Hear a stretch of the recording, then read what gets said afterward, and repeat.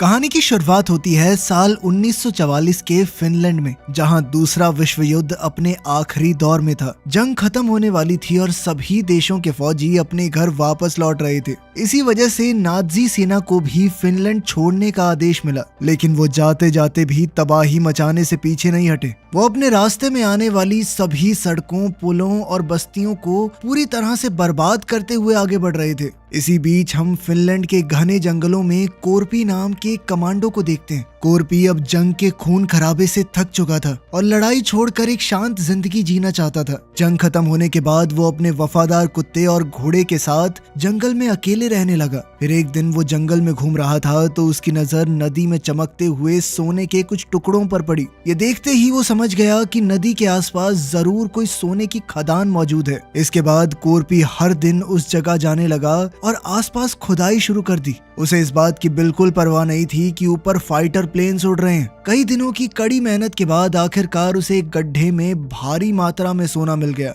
सोना देखते ही कोरपी की आंखों में खुशी के आंसू आ गए, क्योंकि वो जानता था कि अब उसकी जिंदगी पूरी तरह बदल सकती है। उसने इस सोने को अपने टेंट में छुपा दिया और पूरी रात जाग कर उसकी रखवाली करता रहा, क्योंकि उसे डर था कि कहीं कोई आकर उसका सोना न चुरा ले। अगली सुबह कोरपी ने सारा सोना एक बैग में भरा और अपने घोड़े पर सवार होकर वहां से निकल पड़ा। साथ ही उसका वफादार कुत्ता भी उसके पीछे पीछे चलने लगा। कुछ घंटों के सफर के बाद उसकी मुलाकात नाजी सेना के जनरल ब्रूनो से हुई, जो अपने सैनिकों के साथ आगे बढ़ रहा था। ब्रूनो के पास एक खतरनाक टैंक था और उनके साथ फिनलैंड की कई औरतें भी थी, जिन्हें नाजी सैनिक जबरदस्ती अपने साथ ले जा रहे थे। असल में ये सैनिक अपने जिस्म की भूख मिटाने के लिए उन औरतों का गलत फायदा उठाते थे। इसी दौरान हम वुल्फ नाम के एक नाजी सैनिक को देखते हैं, जो एक औरत के साथ जबरदस्ती कर रहा था। कोरपी ने ये सब अपनी आंखों से देखा, लेकिन वो किसी मुसीबत में नहीं फंसना चाहता था, तो वो ब्रूनो और उसके साथियों को अनदेखा करके आगे बढ़ने लगा। कुछ ही पलों में वुल्फ ने कोरपी को मारने के लिए अपनी बंदूक उठाई, मगर ब्रूनो ने उसे रोक दिया। उसके मुताबिक ये बूढ़ा आदमी वैसे ही अपनी मौत के बहुत करीब है। थोड़ी दूर जाने के बाद कोरपी को रास्ते में कई लाशें दिखाई दी। इन सब के कातिल नाजी सैनिक ही थे, लेकिन कोरपी को इनसे कोई फर्क नहीं पड़ा, क्योंकि युद्ध के दौरान उसने भी कई लोगों को इसी तरह बेरहमी से मारा था। अब आगे बढ़ने पर कोरपी को एक ट्रक दिखाई दिया जिसमें 4 नाजी सैनिक मौजूद थे। उन्होंने कोरपी को घोड़े से उतरने को कहा। तभी उनकी नजर कोरपी के बैग पर पड़ी। उन्होंने शक के आधार पर बैग खोला और उसमें सोना देखकर सभी दंग रह गए। तब कोरपी समझ गया कि ये लोग उसका सोना लूटकर उसे मार डालेंगे, इसीलिए उसने सबसे पहले अपने कुत्ते से भागने को कहा। उसे भागते हुए देखकर एक सैनिक ने कुत्ते पर गोलियां चला दी, मगर वो जैसे तैसे भाग निकला। इसके बाद एक सैनिक ने कोरपी पर गोली चलाने की कोशिश की, पर तभी कोरपी ने अपना चाकू निकालकर उसके सर में दे मारा, जिससे उसकी मौके पर ही मौत हो गई। अब बाकी सैनिकों ने भी उस पर हमला बोल दिया, लेकिन कोरपी ने अपने चाकू की मदद से एक एक करके उन्हें मौत के घाट उतार दिया। साथ ही उसने एक सैनिक को ढाल बनाया ताकि वो गोलियों से बच सके। तभी बचे हुए एक सैनिक ने उसे पीछे से पकड़ने की कोशिश की, तो कोरपी ने उसके हाथ को मरोड़कर उसकी गन से ही उसे गोली मार दी। इधर ब्रूनो और उसके साथियों को जब गोलियों की आवाज सुनाई दी तो वो उसे देखने के लिए वापस पीछे गए, लेकिन तब तक तो कोरपी वहां से जा चुका था। तभी ब्रूनो ने देखा कि उसके सैनिकों की पूरी टुकड़ी को किसी ने मार दिया है। उसी समय उसे एक सैनिक की जेब में सोने का टुकड़ा दिखाई दिया, तो वो समझ गया कि उसके साथियों को उसी बूढ़े आदमी ने मारा है और उसके पास ढेर सारा सोना है। अब ब्रूनो ने भी कोरपी का पीछा करने का फैसला कर लिया। थोड़ी देर बाद उसे रास्ते में कोरपी दिखाई दिया और वो तुरंत अपने टैंक से कोरपी पर गोलियां चलाने लगा। ये देखकर कोरपी ने भी अपने घोड़े की रफ्तार बढ़ा दी और जल्दी से वहां से निकलने लगा। इसी चक्कर में कोरपी एक माइन फील्ड में जा पहुंचा, जहां नाजी सैनिकों ने ढेर सारी माइन बिछाई हुई थी। उसी पल ब्रूनो ने अपने साथियों को शूट करने से मना कर दिया और हंसते हुए कहा कि ये बूढ़ा आदमी कुछ ही पलों में खुद ही ब्लास्ट हो जाएगा। तभी अचानक कोरपी के घोड़े ने एक माइन पर पैर रख दिया, जिससे वहां पर जबरदस्त धमाका हो गया और कोरपी बुरी तरह घायल हो गया। इस धमाके में उसके घोड़े ने अपनी जान गंवा दी। फिर ब्रूनो ने वहां आकर देखा कि कोरपी अपना सोना उठाकर बैग में रख रहा था। लेकिन वो वहीं रुक गया और कोरपी को देखता रहा। सच तो ये था कि वो सोना उठाने के लिए माइनफील्ड में जाने का खतरा मोल नहीं लेना चाहता था, इसीलिए वो कोरपी के मरने का इंतजार करने लगा। अब जैसे ही कोरपी ने सोना उठाया तो ब्रूनो ने अपने सैनिकों को कोरपी को मारने का आदेश दे दिया, लेकिन कोरपी भी कोई ऐरा गैरा फौजी नहीं था। उसने सोने के साथ एक पत्थर उठाया और सीधा एक माइन पर निशाना लगाया, जिससे वहां जबरदस्त धमाका हुआ। ब्लास्ट के धुएं का फायदा उठाकर कोरपी वहीं छुप गया। अब नाजी सैनिक उसे मारने के लिए धुएं में गोलियां चलाने लगे, लेकिन कोरपी एक ढाल की मदद से बचता चला गया। थोड़ी देर बाद ब्रूनो ने एक सैनिक को भेजा कि देख क्या बुड्ढा मरा या नहीं, लेकिन तभी एक माइन उड़ती हुई फौजी के करीब आकर गिरी और उसकी मौके पर ही मौत हो गई। अब ब्रूनो ने 2 और सैनिकों को वहां भेजा, लेकिन वो भी माइन के धमाकों में मारे गए। फिर जैसे ही धुआं साफ हुआ तो वो समझ गए कि कोरपी वहां से भाग गया है।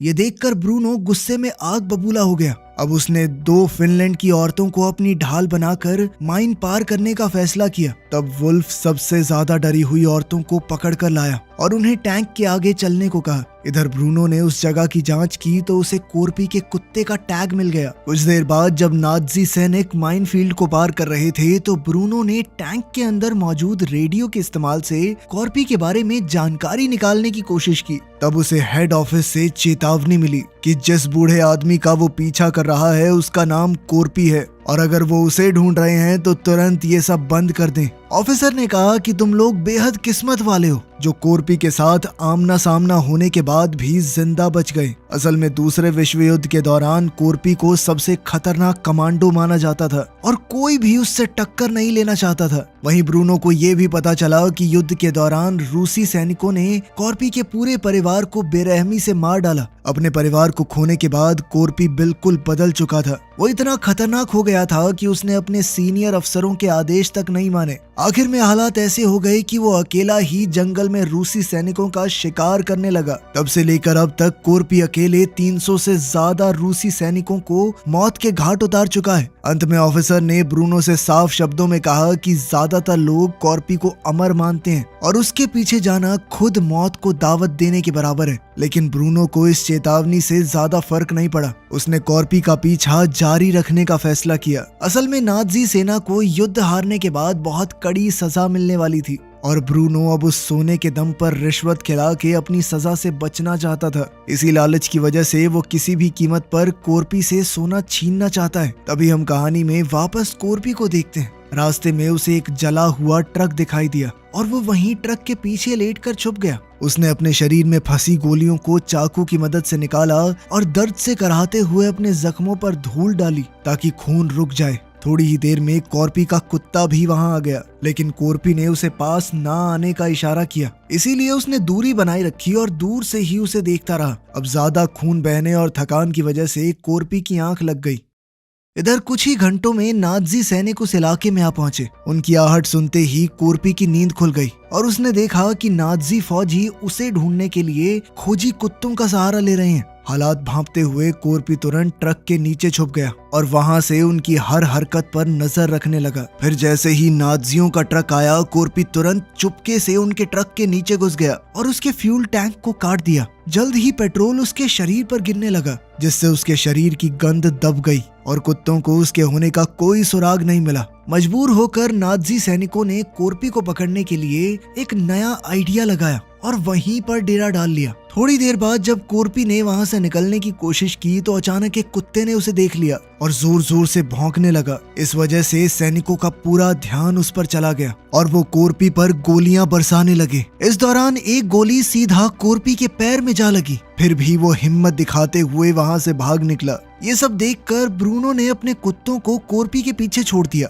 अब कुत्तों से जान बचाने के लिए कोरपी ने अपने शरीर में आग लगा ली और पास ही झील में कूद गया। सैनिक तो अब भी उस पर अंधाधुंध फायरिंग कर रहे थे, पर ब्रूनो ने उन्हें रोक दिया और कोरपी के झील से बाहर आने का इंतजार करने लगा। अब काफी देर हो चुकी थी पर कोरपी झील से बाहर नहीं आया था। फिर जैसे ही उसने झील से निकलने की कोशिश की तो सैनिकों ने ताबड़तोड़ फायरिंग शुरू कर दी और वो दोबारा पानी में चला गया। कुछ ही पलों में उसने झील के पानी में खून फैला दिया ताकि सबको लगे कि कोरपी मर चुका है। ये सोचकर 3 नाज़ी सैनिक सोना निकालने के लिए एक नाव लेकर झील के बीचों बीच पहुंचे। उनमें से एक सैनिक पानी में उतरा, लेकिन अचानक कोरपी ने उसे पकड़कर अपने चाकू से मार डाला। देखते ही देखते पानी की सतह खून से लाल हो गई। ये मंजर देखकर ब्रूनो ने दूसरे सैनिक को पानी में भेजा, पर उसका भी यही हश्र हुआ। अब तीसरा फौजी तो डर के मारे घबरा गया और नाव लेकर भागने लगा, लेकिन ब्रूनो ने गुस्से में आकर उसे वहीं गोली मार दी। उसी समय अचानक कोरपी झील के पानी से बाहर आ गया और गोलियों से बचने के लिए तीसरे सैनिक की लाश को अपनी ढाल की तरह इस्तेमाल करते हुए वहां से भाग निकला।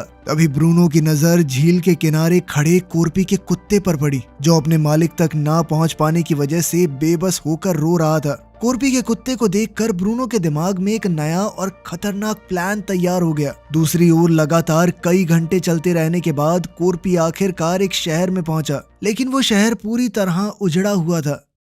अब कोरपी हद से ज्यादा थक चुका था, इसलिए उसने गैस स्टेशन के अंदर जाकर थोड़ा आराम करने का फैसला किया। घायल पैर के दर्द को झेलते हुए वो सोने की कोशिश कर रहा था, पर इसी बीच उसके जहन में वो डरावना दिन ताजा हो गया जब उसने अपने पूरे परिवार को खो दिया था। खैर, काफी मशक्कत के बाद कोरपी की आंख लग गई, लेकिन थोड़ी देर में अचानक अपने कुत्ते के भौंकने की आवाज सुनकर उसकी नींद टूट गई। जागते ही वो अपने कुत्ते से मिला, लेकिन उसी पल उसे एक भयानक सच्चाई का एहसास हुआ। असल में कोरपी ने देखा कि उसके कुत्ते के शरीर पर एक डायनामाइट बंधा हुआ था। उसने बिना वक्त गवाए डायनामाइट को अलग करके दूर फेंक दिया, लेकिन उसी पल जोरदार धमाका हो गया। इस धमाके से कोरपी उछलकर जमीन पर जा गिरा और फिर बेहोश हो गया। जब कोरपी को होश आया तो उसने देखा कि ब्रूनो उसके सामने खड़ा था और अब कोरपी उसकी कैद में था। ब्रूनो ने उसका सारा सोना छीन लिया और उसकी जेब में जानबूझकर एक छोटा सा टुकड़ा छोड़ दिया। आखिर में ब्रूनो ने कोरपी को फांसी देने का फैसला किया,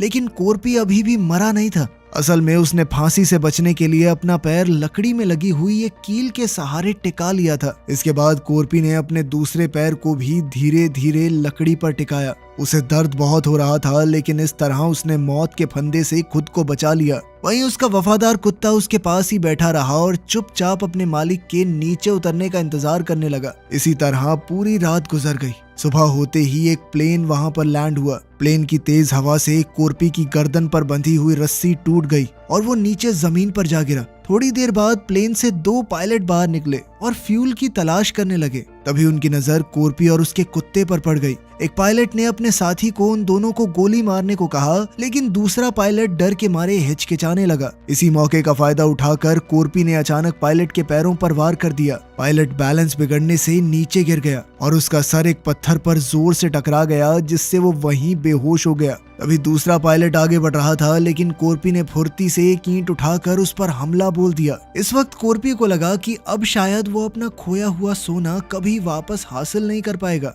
और उसने ब्रूनो का दिया हुआ सोने का टुकड़ा भी वहीं जमीन में दफना दिया। लेकिन तभी उसकी नजर बेहोश पड़े दूसरे पायलट पर गई, क्योंकि वो अभी भी जिंदा था। यहीं से उसके दिमाग में एक नया प्लान बना। उसने इसी पायलट के प्लेन के सहारे ब्रूनो तक पहुंचने का फैसला किया ताकि वो अपना सोना वापस पा सके। लेकिन आगे बढ़ने से पहले कोरपी ने अपने पैर में धसे हुए मेटल के टुकड़े निकाले और दर्द की परवाह किए बिना घाव को आग से जलाकर एक तार की मदद से कसकर बांध दिया। ये सब देखकर वो पायलट तो डर के मारे पूरी तरह सहम गया। इसके बाद कोरपी ने अपने वफादार कुत्ते को वहीं छोड़ दिया और अकेले ही प्लेन में बैठकर ब्रूनो की तलाश में निकल पड़ा। दूसरी तरफ नाज़ी सैनिकों को रास्ते में एक क्रैश हुआ प्लेन दिखाई दिया। जांच करने के लिए वुल्फ प्लेन के अंदर गया तो उसने देखा कि हादसे में पायलट की मौके पर ही मौत हो चुकी थी। लेकिन तभी वुल्फ की नजर पायलट के गले में पड़ी हुई रस्सी पर गई। ये वही रस्सी थी जिससे उन्होंने कोरपी को फांसी दी थी। ये देखते ही वुल्फ समझ गया कि कोरपी अभी भी जिंदा है और वो अपना बदला लेने के लिए वापस जरूर लौटेगा। साथ ही ब्रूनो भी ये जान गया था कि कोरपी कोई आम इंसान नहीं है। इस डर की वजह से ब्रूनो ने अपने सभी आदमियों को तुरंत वहां से हटने का आदेश दे दिया। इसके बाद हम 2 नाज़ी सैनिकों को देखते हैं जो कुछ फिनिश औरतों के साथ एक ट्रक में बैठे थे और कोरपी के बारे में आपस में बातें कर रहे थे। उनकी बातें सुनकर आनो नाम की एक औरत हंसने लगी आनो ने उन्हें बताया कि रशियन सैनिकों ने भी कोर्पी को मारने की बहुत बार कोशिश की है, लेकिन आज तक कोई भी उसे खत्म नहीं कर पाया, क्योंकि कोर्पी कितनी भी बड़ी मुसीबत से बचकर निकल जाता है और फिर अपने दुश्मनों को ढूंढ कर मारता है। फिर उसने आगे बताया कि फिनिश भाषा में कोर्पी को सीसू के नाम से जाना जाता है, जिसका मतलब है हिम्मत और बहादुरी, और अब वही सीसू उन सब का अंत करेगा। ये कहते हुए उसके चेहरे पर एक अजीब सी खुशी नजर आ रही थी। तभी अचानक कोर्पी ने एक सैनिक पर हमला कर दिया और उसे मारकर ट्रक से नीचे फेंक दिया। जब दूसरा सैनिक बाहर झांकने आया तो कोर्पी ने उसे भी पकड़कर नीचे घसीट लिया, जिससे वो टैंक के नीचे आकर कीड़े की तरह कुचला गया। इधर आनो ने मरे हुए सैनिक का हथियार उठाने की कोशिश की, लेकिन तभी कोर्पी ट्रक के अंदर आ गया। वहाँ अपने देश की औरतों को देखकर वो समझ गया कि नाज़ियों ने उन्हें जबरदस्ती कैद करके रखा हुआ है और वो सभी बेगुनाह हैं। इसलिए कोर्पी ने उन्हें हथियार सौंप दिए। इसके बाद वो ट्रक की छत पर चढ़ गया और ड्राइवर को मारकर नीचे फेंक दिया। अब उसने आनो से ट्रक चलाने को कहा ताकि वो उसकी मदद कर सके। इसके बाद आनो ट्रक को टैंक के करीब ले जा रही थी, लेकिन टैंक में मौजूद लोगों को शक हो गया। इसीलिए सभी औरतों ने मरे हुए सैनिकों की बॉडी का इस्तेमाल किया ताकि किसी को भी सच्चाई का पता न लग जाए। इसके बाद आनो अपना ट्रक दूसरे ट्रक के पास ले गई। वहाँ सभी औरतों ने ट्रक में मौजूद सैनिकों पर अंधाधुंध फायरिंग करके उन्हें बुरी तरह मार डाला। साथ ही उन्होंने ट्रक के ड्राइवर को भी गोली मार दी, जिससे वो ट्रक अपने आप सड़क से नीचे उतर गया। दूसरी तरफ कोर्पी टैंक का गेट तोड़ने की कोशिश कर रहा था। तभी ब्रूनो ने अचानक टैंक को रोक दिया, जिससे कोर्पी नीचे गिर गया। ये देखकर वुल्फ कोर्पी को जान से मारने के लिए टैंक से बाहर आ गया, लेकिन कोर्पी जल्दी से वापस टैंक पर चढ़ गया और उसकी वुल्फ के साथ जबरदस्त लड़ाई छिड़ गई। इस दौरान दोनों जमीन पर गिर गए और अब टैंक के अंदर सिर्फ ब्रूनो और शल्ट्स नाम का एक सैनिक बचा था। वो सैनिक अपनी जान बचाकर वहां से भागने की कोशिश कर रहा था। इधर कोर्पी ने वुल्फ को मार मार के उसकी हड्डी पसली एक कर दी, लेकिन इससे पहले कोर्पी उसे जान से मार पाता तभी वहां एक बाइक पर दो नाज़ी सैनिक आ गए। उन दोनों ने कोर्पी को देखते ही पहचान लिया और वो डर के मारे वहां से भाग निकले। हैरानी की बात ये थी कि कोर्पी ने वुल्फ को मारा नहीं, जिंदा छोड़ दिया और वो खुद बाइक लेकर टैंक का पीछा करने के लिए निकल पड़ा। यहाँ वुल्फ भी यही सोच रहा था कि उस हैवान ने मुझे जिंदा छोड़ दिया। लेकिन कुछ ही देर में फिनिश औरतें वुल्फ से बदला लेने के लिए वहां पहुंची। इसी बीच ब्रूनो की मुलाकात एक पायलट से हुई और उसने उसके प्लेन से भागने का प्लान बनाया। तब पायलट ने उसे बताया कि मेरे प्लेन में सिर्फ एक इंसान के बैठने की जगह है। ये सुनते ही ब्रूनो ने बेरहमी से अपने ही साथी शर्ट्स को गोली मार दी और खुद प्लेन में बैठकर वहां से भाग निकला। लेकिन तभी अचानक कोर्पी वहां आ पहुंचा और उसने प्लेन पर धुआंधार फायरिंग शुरू कर दी। जैसे ही प्लेन टेक ऑफ करने लगा, कोर्पी तुरंत प्लेन के बिल्कुल नीचे पहुंच गया और उसने अपनी एक छोटी कुल्हाड़ी की मदद से उसे पकड़ लिया। उधर ऊपर बैठे ब्रूनो को लग रहा था कि वो कोर्पी को पीछे छोड़ाए, लेकिन कोर्पी बिना वक्त गवाए प्लेन के पहिए को पकड़कर उसी रास्ते से अंदर घुस गया और सीधा बॉम्ब रूम के फ्लोर तक पहुंच गया। तभी अंदर से आने वाली आवाजों को सुनकर ब्रूनो को शक होने लगा, पर पायलट कहने लगा कि प्लेन बहुत पुराना है, इसीलिए ऐसी आवाजें आती रहती हैं। लेकिन इसके बाद भी ब्रूनो का शक कम नहीं हुआ। सच जानने के लिए उसने खुद बॉम्ब रूम की तरफ जाने का फैसला किया। फिर जैसे ही दरवाजा खुला तो अचानक कोर्पी ने उस पर झपट्टा मार दिया और देखते ही देखते दोनों के बीच में भयानक फाइट शुरू हो गई। अपने गहरे जख्मों की वजह से कोर्पी कमजोर पड़ रहा था और ब्रूनो उस पर भारी पड़ रहा था, लेकिन कोर्पी हार मानने को तैयार नहीं था। इसी बीच ब्रूनो ने उस पर एक मेटल बेल्ट से जोरदार हमला किया, पर कोर्पी ने उस बेल्ट को पकड़ लिया और उसे एक बम के साथ बांध दिया। अगले ही पल वो बॉम्ब प्लेन से नीचे जा गिरा और उसके साथ ही ब्रूनो भी नीचे गिर गया और फिर एक जबरदस्त ब्लास्ट के साथ ब्रूनो का खेल खत्म। अब कोर्पी थोड़ी देर के लिए तो सुकून चाहता था, लेकिन तभी प्लेन का कंट्रोल बिगड़ने लगा और वो तेजी से नीचे की तरफ झुक रहा था। तब जाकर कोर्पी को एहसास हुआ कि ब्रूनो से लड़ते वक्त पायलट को भी गोली लग गई थी, जिस वजह से उसकी मौत हो गई। अब कोर्पी के पास बचने का कोई चारा नहीं था। उसने अपना सोना मजबूती से पकड़ लिया और अपनी मौत के लिए तैयार रहा। कुछ ही पलों में प्लेन सीधा एक दलदल में जाकर क्रैश हो गया। इसी दौरान फिनिश यूनिट के सैनिकों ने एक नाज़ी टैंक को अपनी तरफ बढ़ते हुए देखा और वो हमले के लिए तैयार हो गए। लेकिन थोड़ी देर में उन्होंने देखा कि टैंक के अंदर तो फिनिश औरतें हैं जो नाज़ी सैनिक वुल्फ को टैंक के ऊपर बांध कर ला रही हैं। दूसरी तरफ हमने देखा कि कोर्पी की जान तो बच गई, लेकिन वो दलदल में बुरी तरह फंस चुका था। अब वो अपनी उस छोटी कुल्हाड़ी की मदद से किसी तरह बाहर निकल आया। कुछ दिन बाद हम देखते हैं कि वो अपने वफादार कुत्ते के साथ हेलसिंकी बैंक में जा पहुंचा। कोर्पी को देखकर बैंक के अंदर के लोग काफी घबरा गए, लेकिन कोर्पी ने किसी पर ध्यान नहीं दिया। वो सीधा काउंटर पर गया और सोने के एक टुकड़े को डेस्क पर रख दिया और दमदार आवाज में पूछा कि इसके कितने पैसे मिलेंगे। वीडियो पसंद आई तो लाइक कर देना, चैनल को सब्सक्राइब कर लेना। मिलते हैं अगली वीडियो में।